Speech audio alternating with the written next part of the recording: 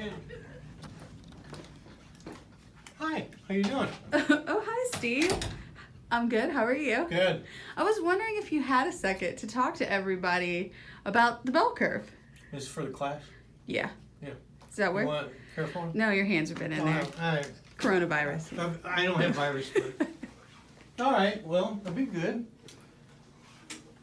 Well, the bell curve, and they've probably seen this. My bell's not that pretty, but basically, the bell curve, whenever you have a trend or distribution or a product, and you're not real sure about it, it always kind of follows this progression of distribution. So you have what you call the early adopters. And this is usually about 20% of the people. So these are the people that will stop when you had the iPhone. When the iPhone came out, they stood in line, they waited. They were anticipating it was brand new. So these are the people that will stand in line, wait for something really new. And as you know, the iPhone became popular, of course, the sales went up. And then in here, the most people category,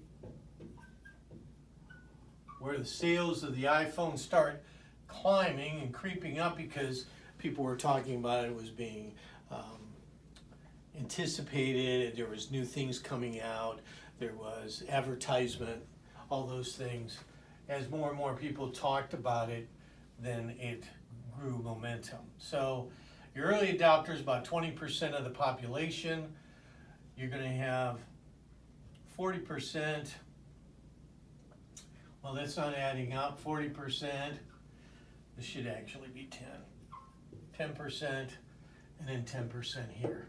So most people, as it climbs, it comes to the peaks, and then eventually, once everybody, it kind of saturates the market, and people will continue to buy it, and nothing new. If nothing new happens, then this bell curve will, like for instance, the iPhone 8, for instance, or the 5.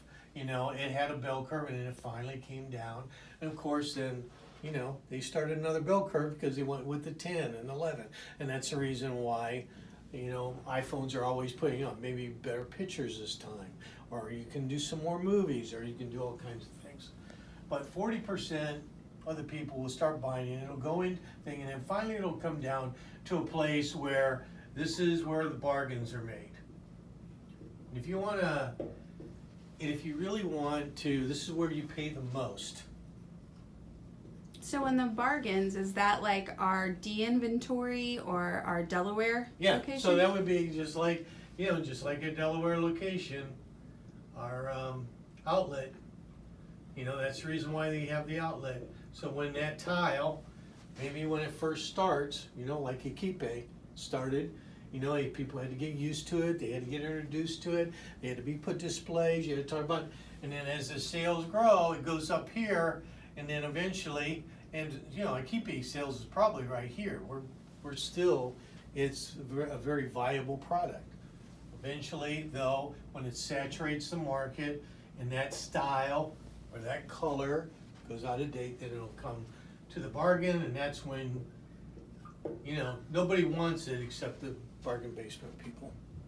Okay, so that's kind of good. You pay the most on this end, you pay the least on this end, but in between, there's opportunity, and so all our products go this way. If you look at it, and so when you see a product that you're selling, and you see it's on the back side, this is where we need to get out. We need to get out here. But if we carry product too long, or you have too much inventory, then it goes all the way down the basement, and really we make no money here. And this is called what again? This is called the bell curve. Great. Thanks, Steve. You're welcome. And have a great class. I'm sorry, I'm going to miss it. But you got a little piece of me today.